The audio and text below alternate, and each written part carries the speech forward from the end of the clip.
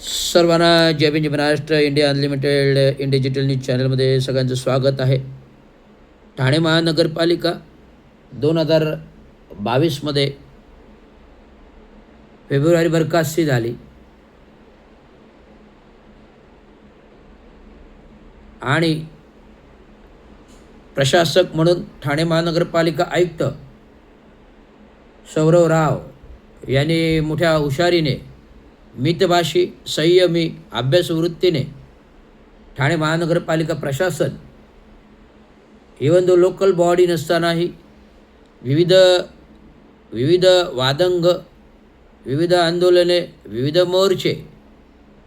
स्तरावरचे महानगरपालिका आयुक्त सौरव राव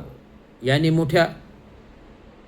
स्किल वर्क प्रमाणे सांभाळलेले आहे आणि महाराष्ट्र राज्याचे मुख्यमंत्री म्हणून ठाणे जिल्ह्याचा एक नेते एकनाथरावजी शिंदे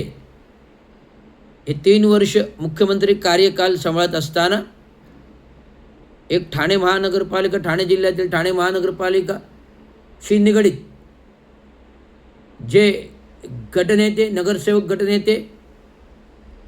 पासून ते पालकमंत्रीपासून ते माजी मुख्यमंत्रीपासून ठाणे शहराचं वर्चस्व शासन स्तरावर करताना ठाणे महानगरपालिका आयुक्त मुख्यमंत्री ठाण्याचे असताना देखील मोठ्या प्रभावीपणे,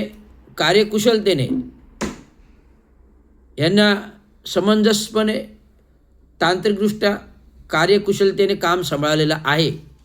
आणि त्याला साथ देणारे 2 अतिरिक्त आयुक्त 1 आणि अतिरिक्त आयुक्त 2 आणि प्रशासकीय ॲडमिनिस्ट्रेशन सांभाळणारे उपायुक्त जी गोदापुरे. प्रत्येक आयोगाच्या मीटिंग असो, आर्थिक स्थायी समिती, प्रशासकीय स्थायी समिती, महासभा असो,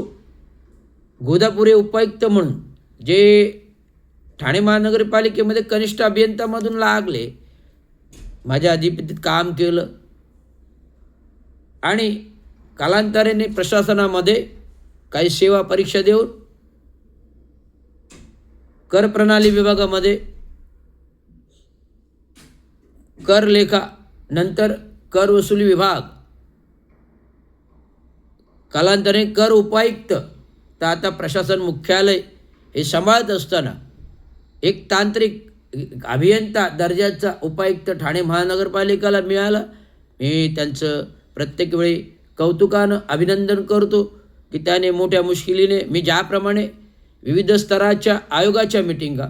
विविध युनियनच्या मिटिंगा, विविध आमदारांच्या मिटिंगा, विविध मंत्र्यांच्या लोकोपयोगी मिटिंगा, म्हणजे सेवेतील आस्थापनाविषयक ज्या गोष्टी असतील त्या मोठ्या तांत्रिक शुद्धतेने गोदापुरे यांनी सांभाळल्या. आणि अशा प्रकारे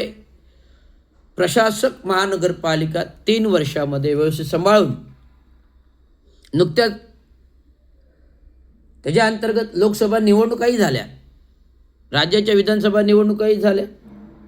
आणि आत्ता नुकत्याच ठाणे महानगरपालिकेच्या निवडणुका जानेवारीमध्ये 15 तारखेला पार पडल्या आणि शिवसेनेची पुन्हा एकदा सत्ता, 45 नगरसेवक, पुन्हा एकदा सत्ता, 75 नगरसेवक आणि 28 नगरसेवक BJPचे आणि 75 नगरसेवक शिवसेनेचे एक हाती सत्ता या महानगरपालिकेवर आली. आणि SCचं महापौर जे कोपरी प्रभाग समिती म्हणून शर्मिला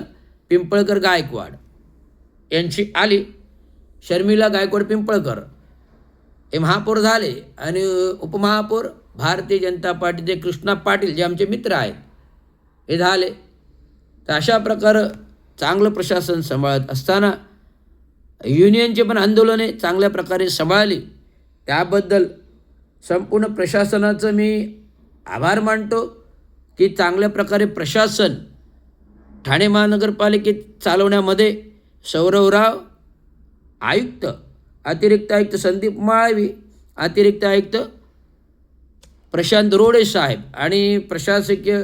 अस्थानाभिषेक गोदापुरे या सर्वांचं मी आभार मानतो, अभिनंदन करतो की मोठ्या कुशलतेने प्रशासन सांभाळणं हे फार तारेवरची कसरत असते, परंतु सर्वांना सांभाळून योग्यरित्या सांभाळलं